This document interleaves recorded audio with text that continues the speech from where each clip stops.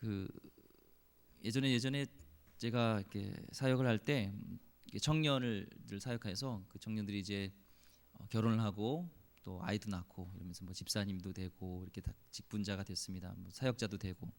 그래서 예전 그런 것들 생각하면서 본인도 자기가 가르치는 아이들에게 그런 재밌는 얘기 또 뭐 이렇게 넌센스 퀴즈를 이렇게 낸대요. 그래서 저한테 새해 복 많이 받으세요 하면서 넌센스 퀴즈를 저에게 보내줬더라고요. 그래서 같이 한번 나눠보려고 합니다.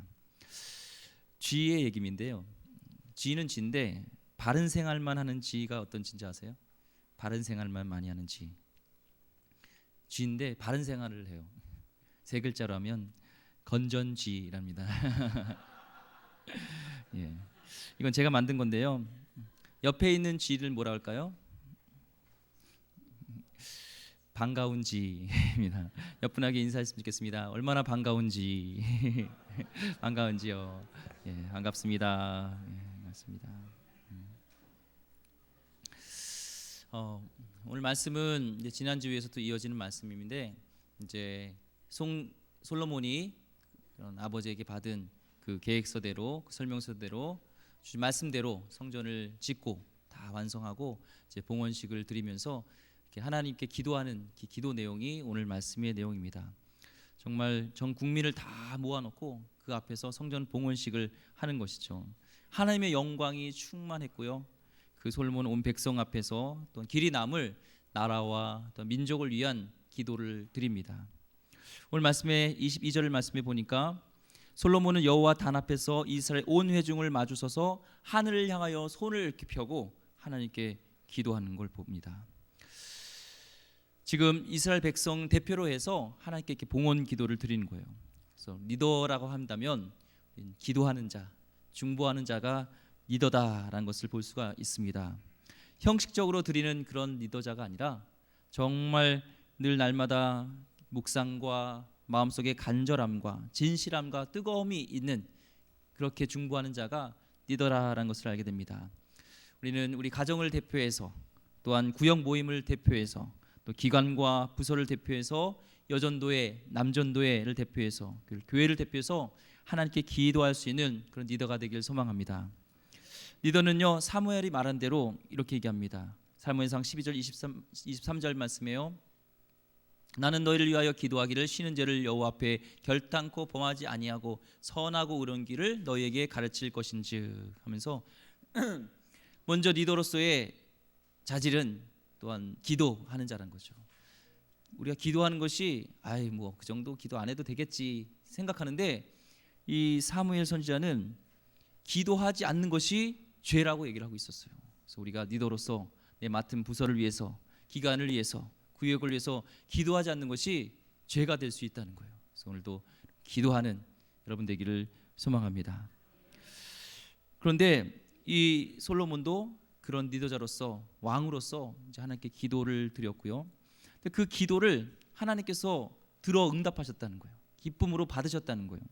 열왕기상 9장 3절 말씀, 오늘 말씀을 읽지 않았지만 여호와께서 그에게 이르시되 내 기도와 내가 내 앞에 간구한 바를 내가 들었은즉 나는 내가 건축한 이 성전을 거룩하게 구별하여 내 이름을 영원히 그곳에 두며 내 눈길과 내 마음이 항상 거기에 있으리니 하면서 8장에 이제 쭉 다 읽진 않았지만 기도를 드릴 때 하나님께서 그를 기뻐 받으시고 그대로 응답하시고 하나님께서 흠양하셨던 것을 보게 됩니다.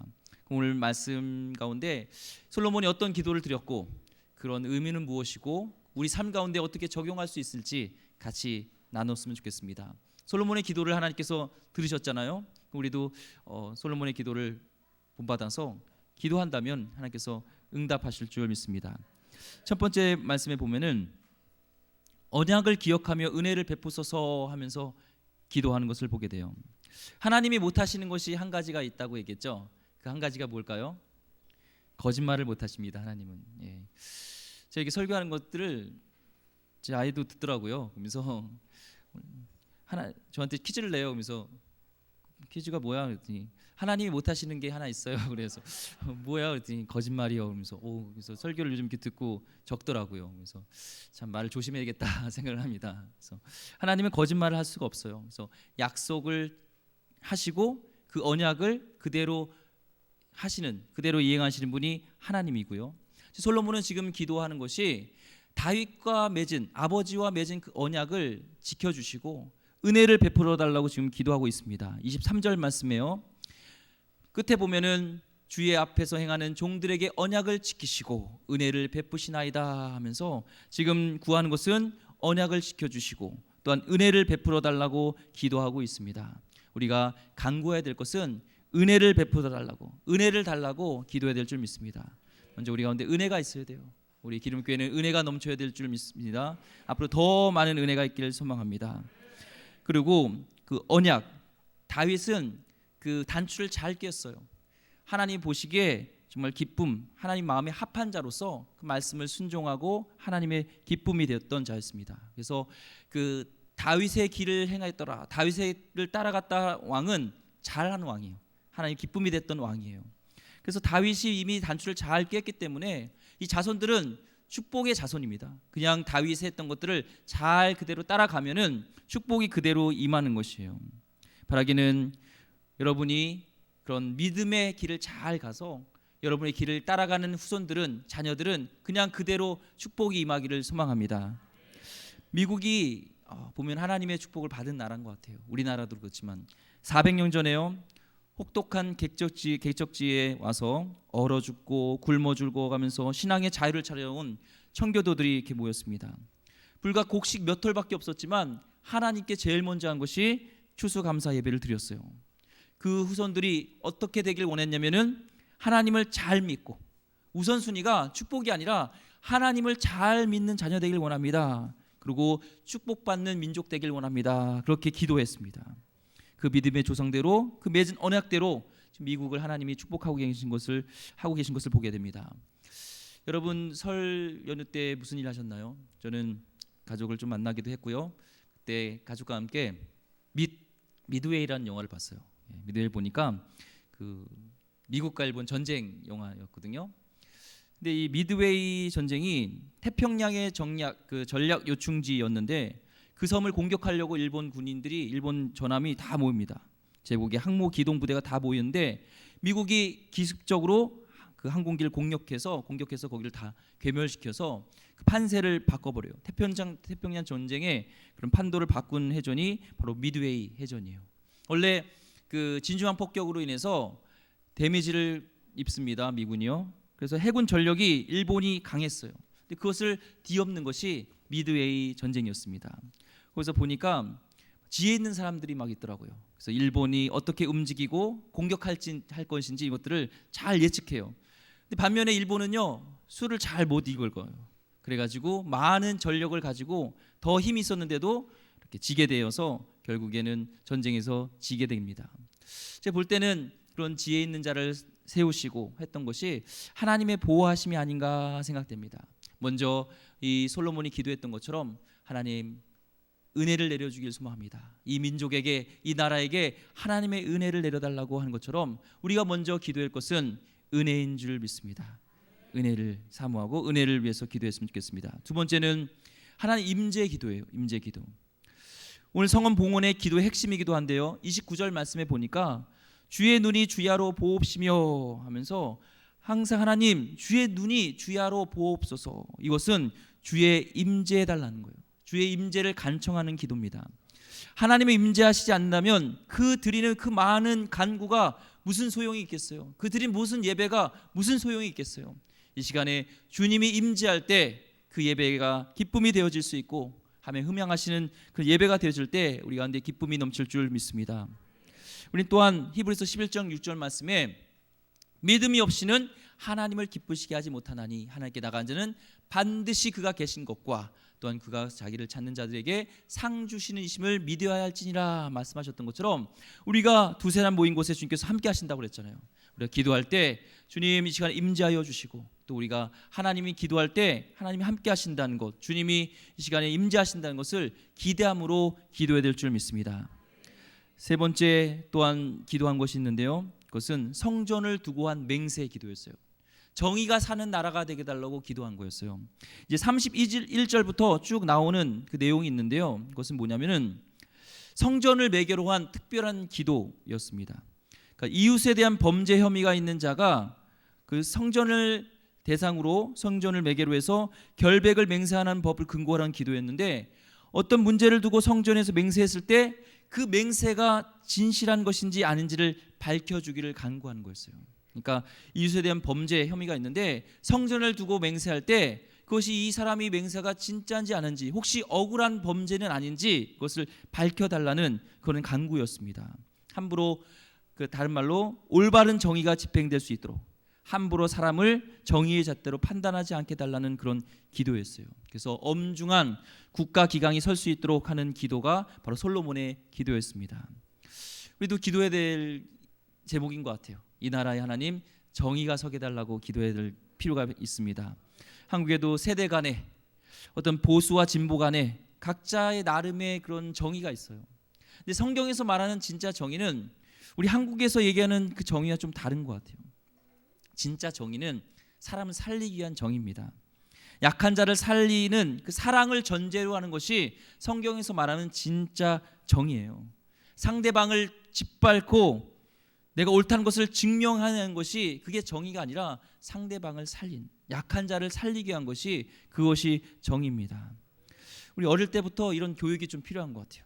야, 상대방을 짓밟아서라도 이 정의를 살려야 돼. 이것이 아니라 나의 옳음을 드러내는 것이 아니라 정의는 상대방을 살리는 거야.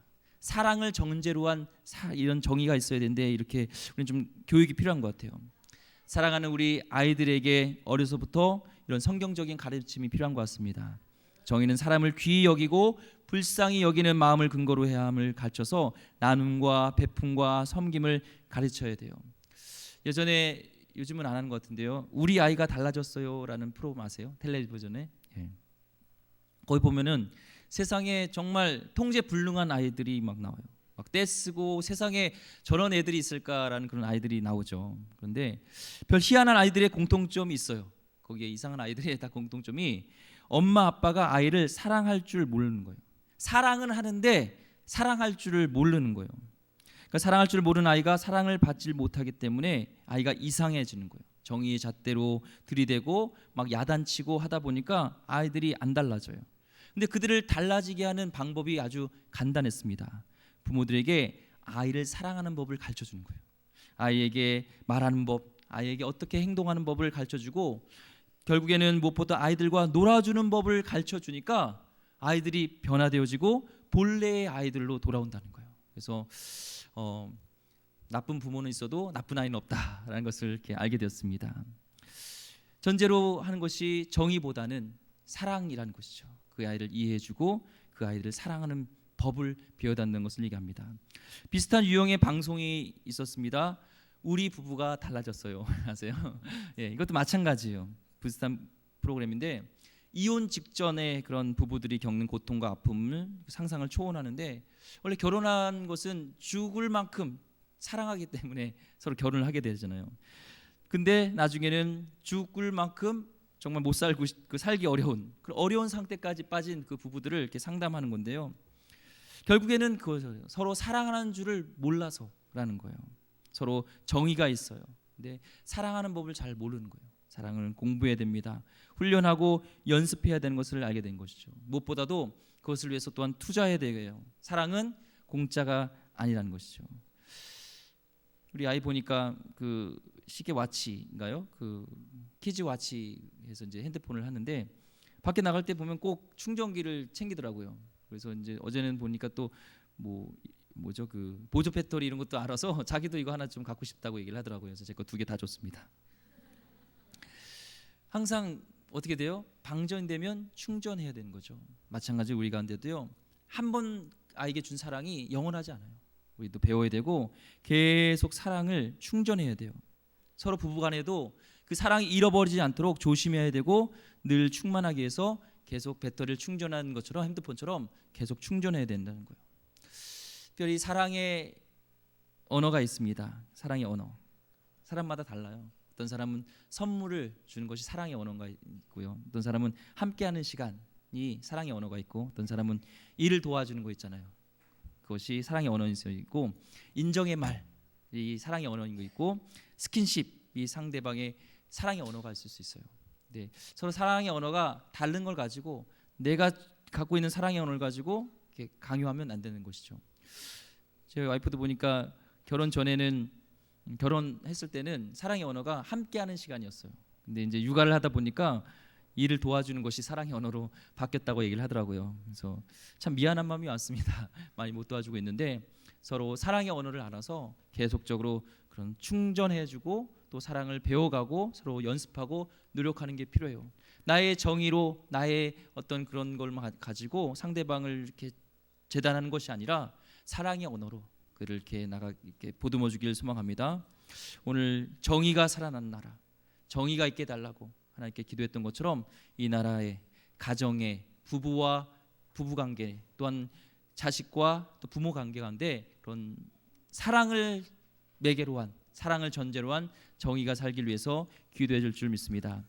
네 번째는요, 나라가 재앙 가운데 처했을 때 고쳐달라고 기도한 거예요. 33절과 39절에 쭉 보면은 다 읽진 않았지만 이스라엘 백성이 이제 범죄하여서 하나님이 이제 그 죄값을 치는 걸 보면서 세 가지 이 재앙을 내립니다. 첫 번째는 적군에게 패하는 것, 두 번째는 가뭄이 닥치는 것, 셋째는 기근이나 온역이나 질병이 일어나는 것을 얘기해요. 그때 이제 기도할 때 하나님 고쳐달라고 얘기를 하는 것이죠. 지금 이 땅에도 보면은 전염병이 있습니다. 그렇죠? 이상한 전염병이 있는 것이 요즘 심각하죠. 신종 코로나 바이러스라고 우한 지역에서 발병한 건데요. 지금 폐쇄되었다고 하는데 그 신종 바이러스예요. 그래서 항바이러스제가 없어요. 예방을 위한 백신과 치료제가 없습니다. 그래서 바이러스에 감염되면은 이 폐에 그 세균이 침범하게 되고요. 2차적으로 세균들이 또 폐에 침범하면은 여러 가지 복합적인 문제가 발생한다고 합니다. 우리 건강한 것도 하나님의 축복인 줄 믿습니다. 솔로몬은 이스라엘 땅에 기근이 생기고 질병이 일어나는 것이 하나님께 범죄했기 때문이라 얘기를 합니다. 38절 말씀에 뭐라고 얘기하면 같이 읽어보겠습니다. 시작. 한 사람이나 혹 주의 온 백성 이스라엘이 다 각각 자기의 마음의 재앙을 깨닫고 이 성전을 향하여 손을 펴고 무슨 기도를 무슨 간구를 하거든이라고 얘기를 합니다. 여기 보면 각각의 문제, 그 문제를 각자의 책임으로 인식해야 한다는 거예요. 공동체의 문제나 또한 내가 지금 이렇게 전염병이 있고 이런 것이 혹시 나의 죄 때문은 아닌지 이런 것을 돌아보면서 나의 죄처럼 같이 기도해야 된다는 것을 얘기하고 있습니다. 우리가 신앙인으로서 이런 질병들이 창궐할 때 혹시 나의 죄는 없는지, 우리 공동체의 죄는 없는지, 우리 나라의 죄는 없는지 같이 기도해야 되고 전심으로 하나님 이 나라가 또 열방이 주께 돌아오게 되어지고 회개해달라고 기도해야 될 줄 믿습니다. 다섯 번째는 이방인들의 간구에 대한 응답을 위한 기도였어요. 계속해서 솔로몬은 이방인들이 기도할 때 응답해달라고 기도합니다. 41절 말씀이에요. 또 주의 백성 이스라엘에 속하지 아니한 자 곧 주의 이름을 위하여 먼 지방에서 온 이방인이라도 이렇게 기도할 때 응답해달라고 얘기를 합니다. 여기서 이방인은요 이스라엘에 귀화한 그런 사람들이 아니라 바로 하나님에 관해서 듣고 하나님 성전과 함께 기도했던 사람. 그러니까 이스라엘 백성들이 이렇게 예배하고 기도하고 했던 것들을 옆에서 듣고 이렇게 귀담아 들었던 사람이에요. 그야말로 부스러기 은혜로 이스라엘 백성을 예배하는 모습 보고 있다가 듣다가 믿음이 생겼던 사람이라는 것이죠. 한마디로 지금 보면은 아직 성경적 지식도 얕고 영적으로 미숙하고 그런데 하나님은 그들을 기뻐하시고 있다는 것입니다. 이사야서 56장 7절 말씀에 내 집은 만민이 기도하는 집이라 일컬음이 될 것임이라. 그 시편의 그 이사야의 말씀이 그 예언이 지금 이루어지는 것이죠. 그래서 여기서 만민은 바로 이방인도 있지만 또 믿음이 연약한 자, 연약한 지체 그들을 돌봐야 된다는 것을 얘기하고 있다는 것입니다. 우리 공동체에 보면은 연약한 자들이 있어요. 믿음이 연약한 사람들이 있어요. 근데 하나님은 제가 볼 때 테스트 같아요. 그런 연약한 자, 믿음이 연약한 자, 어떻게 돌봐야 될 자를 올 때 그들을 우리가 잘 케어하고 잘 그들을 양육하면은 하나님께서 더 많은 영혼들을 맡기실 것 같아요. 더 보내실 것 같아요. 그래서 그들을 위해서 기도해야 됩니다. 옆에 있는 지체에서 쟤는 왜 예배 시간에 왜 저래? 예배 시간에 왜 쟤는 딴지 펴? 쟤는 왜 삶이 왜 그래? 믿음이 왜 그래? 그렇게 그를 정죄하기보다 그 약한 지체를 위해서 우리가 기도해주고 돌봐야 될 줄 믿습니다. 그래서 그를 위해서 더 기도할 때 하나님께서 저 교회 보니까 내 많은 양들을 맡겨도 되겠다. 저희는 마음이 된 것 같아. 이미 마음이 준비가 되었어 하면서 하나님의 귀한 영혼들을 맡기실 줄 믿습니다. 그래서 요즘 이제 새로운 신자들이 이렇게 오고 있는데요. 여러분들이 그 약한 지체들 위해서 품고 사랑해주고 중보해주기를 소망합니다. 특별히 우리의 가까운 이웃들을 위해서 우리 지역사회를 위해서 기도해 주시고요. 또 이웃을 넘어서 중국과 일본과 북한을 위해서 기도하고 열방을 위한 기도가 되는 것이죠. 우리는 열방을 위해서 기도하고 열방을 품고 기도해야 될 줄 믿습니다. 여섯 번째는요. 사로잡혀 가더라도 성전을 향해서 기도하게 해달라고 얘기를 합니다. 46절에 보면은 지금 솔로몬이 기도하는 지금 이 시대는 가장 평화로운 시대였어요. 가장 평화로운 시대. 그런데 만약에 혹시나 미래에 우리가 죄를 지어서 우리가 다른 민족의 다른 나라에 의해서 우리가 이렇게 갈지라도 하나님께서 이 민족을 구원해 달라고 지금 기도하고 있는 것을 보게 됩니다. 정말 성숙한 기도는 처절한 실패와 재앙 한가운데서도 내 자신의 잘못을 회개하고 정신을 차려서 다시 일어설 수 있는 길을 준비하는 것이죠. 내 자존심이 땅에 떨어지고 사는 것이 죽는 것보다 힘든 상황이 봉착한다 해도 하나님의 사람은 회개하고 다시 일어나야 하는 것입니다. 민족이 나라가 그렇게 되게 해달라고 지금 기도하는 거예요. 중요한 것은 사로잡혀 갈 정도로 하나님을 버렸어도 뼈를 깎는 회개가 중요하다는 것을 얘기하면서 마음 깊은 곳에부터 솟아나는 철저한 회개를 해야 된다는 것을 얘기합니다. 48절 말씀에 온 마음과 온 뜻으로 주께 돌아와서라는 것은 온 마음과 온 뜻으로 주께 돌아온다는 것은 정말 생명을 건 회개라는 것이죠. 하나님이 영적으로 죄를 사해 주셔야 눈에 보이는 상황도 풀려서 포로는 땅에서 돌아올 수 있다는 것을 얘기하는 거예요. 그래서 우리의 연약함을 주께 맡기고 기도해야 되는 것을 얘기하고 있습니다. 솔로몬요 44절 말씀에 보니까 성전이 있는 쪽을 향하여 여호와께 기도하거든 이라고 하고 있어요. 성전이 있는 쪽을 향하여 여호와께 기도하거든. 그래서 계속적으로 기도하는 것이 성전이 있는 쪽을 향하여 여호와께 기도하거든을 얘기하는 것은 기도의 응답의 주체가 성전이 아니라 여호와라는 것을 얘기하고 있습니다. 실제로 보이는 성전은 몇 번씩 비참하게 정말로 붕괴가 되어져요. 그렇다고 하나님이 무너진 게 아니라는 거예요. 눈에 보이는 성전은 하나님의 임재를 상징하는 것뿐이었지 이스라엘 사람들은 성전과 예배 의식 그 자체를 중요하게 생각해서 함부로 살아도 성전 예식만 제대로 지키면 된다고 생각했어요. 그래서 하루에 3번씩 성전을 향해서 기도하고 아니면 성전에서 기도했는데 진짜 중요한 것은 순종해야 되는 거예요. 하나님께 나가야 된다는 거예요. 불순종하면 가차없이 무서운 징계가 임하여서 이방 군대에 의해서 나라가 망하게 됐던 것을 보게 됩니다. 지금 함부로 살아도 무서운 징계가 없는 게 오히려 불행일 수 있어요. 바로 내가 잘못된 길로 가고 있을 때 하나님 깨닫게 해주시고 내가 불순종한다면 하나님 내가 주께 돌아오길 원합니다. 솔로몬은 그렇게 기도하고 있습니다. 이제 9장에 가서 55절에 가서 솔로몬이 기도를 마치고 하는 것이 있어요. 바로 회중을 향하여서 축복하는 것을 보게 됩니다. 지도자라는 것은 백성을 축복하는 사람이에요. 백성의 영적 대표요, 영적 아비 같은 존재라는 것입니다. 여러분은 영적 아비입니다. 영적 어미입니다. 영적 대표자입니다. 여러분요. 그 지도자는 백성과 이렇게 싸우는 것도 아니고 어떤 백성의 책임을 돌리는 사람도 아니고 그 백성을 위해서 중보하고 그 백성을 축복해 주는 사람이 바로 리더라는 것을 알 수가 있습니다. 여러분이 가정의 지도자입니까? 여러분 가정을 축복하시는 사람 되길 원합니다. 선생님이라면 제자를 축복하는 말을 사용하길 원합니다. 예전에 한 분이 있었는데 한 학생이 그 영어 시간에 그 호랑이 선생님이 있었어요. 굉장히 엄한 선생님인데 너 한번 일어나서 영어를 읽어봐 했어요. 근데 일어나서 영어를 읽었는데 그 호랑이 선생님이 야 너 발음 좋다. 그 한마디가 그 학생의 인생을 바뀌어서 영문학과 교수님이 되었습니다. 말 한마디가 사람을 바꿀 수도 있지만 또한 한마디로 인해서 그 사람의 생애를 또한 다르게 나쁘게 바꿀 수도 있다는 것입니다. 여러분 조직의 여러분 지도자입니까? 그렇다면 여러분 축복하는 말을 사용하시기 바랍니다. 집에 가서도 이렇게 목회자를 이렇게 흉보는 하지 마세요. 아이들이요 안 듣는 것 같아도 다 듣습니다. 그 신앙과 다 연결이 됩니다. 나라의 지도자이라면 나라를 축복하는 말을 하시기 바랍니다. 내 부하 밑에 있는 부하를 축복하시길 바랍니다. 그것이 기도하는 지도자 믿음의 지도자의 모습인 것을 솔로몬을 통해서 우리가 알 수가 있습니다. 솔로몬이 기도 내내 여호와께 말씀하신 대로라고 말씀하고 있어요. 계속 주께서 약속하셨던 말씀을 지키셨다는 뜻이에요. 하나님께서 약속하신 것을 지키셨다는 것이죠. 약속하신 대로, 여호와께서 약속하신 대로. 하나님의 약속은 보증 수표입니다. 하나님은 변함이 없으십니다.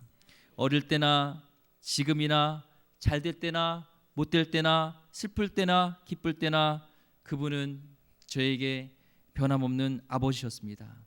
늘 저에게 최선을 다해 주셨습니다.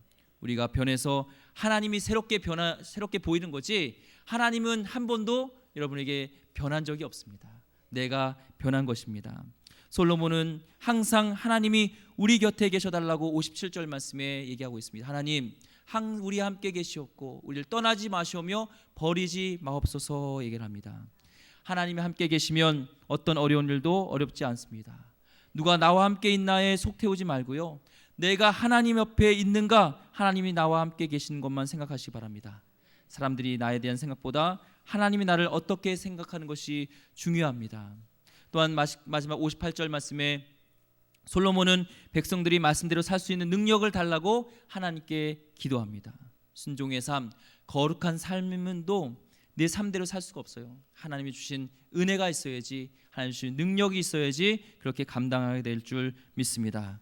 오늘 솔로몬이 하나님께 나라를 위해서 민족을 위해서 기도했던 것처럼 우리도 기도하길 소망합니다. 정리하고 말씀 마치겠습니다. 솔로몬은요 먼저 언약을 생각하면서 은혜를 달라고 기도했습니다. 우리가 먼저 은혜를 달라고 기도했으면 좋겠습니다. 또한 하나님의 임재였습니다. 하나님 임재해 달라고 기도했고요. 또한 이 나라에 정의가 살게 달라고, 사랑을 근거로 한 정의가 살게 달라고 기도했고요. 또한 기도한 것이 그는 나라가 재앙 가운데 땅을 고쳐달라고 기도했습니다. 우리 나라 민족을 위해 기도하고 열방에서 기도할 때 정말 이런 질병들이 떠나가게 해달라고 기도해야 될 줄 믿습니다. 또한 이방인들을 위해서 기도했습니다. 약한 지체를 위해서, 새로운 지체들이 올 때 연약하게 볼지라도 그들을 돌볼 수 있는 마음, 또한 열방을 품고 기도해야 됩니다. 또한 연약함 속에서 주님께 맡기고 기도했던 것처럼 사로잡혀 가더라도 끝까지 우리가 회개할 수 있게 달라고 기도했던 것처럼 이렇게 같이 기도하며 나가도록 하겠습니다. 기도하겠습니다. 하나님, 오늘 솔로몬이 하나님께 기도한 것들을 통해서 하나님이 그것을 들어응답하신 것을 믿습니다. 우리 삶 가운데 하나님, 우리가 먼저 기도할 수 있게 하여 주셨고, 기도하는 우리 예배자 되게 하여 주셨고, 중보자가 될 수 있도록 주님 역사하여 주시옵소서. 분명히 하나님께 함께 계시며 주님이 우리의 기도를 들으신 것을 믿으며 나가게 하여 주시옵소서. 귀하신 예수 그리스도 이름으로 기도드립니다. 아멘. 주기도문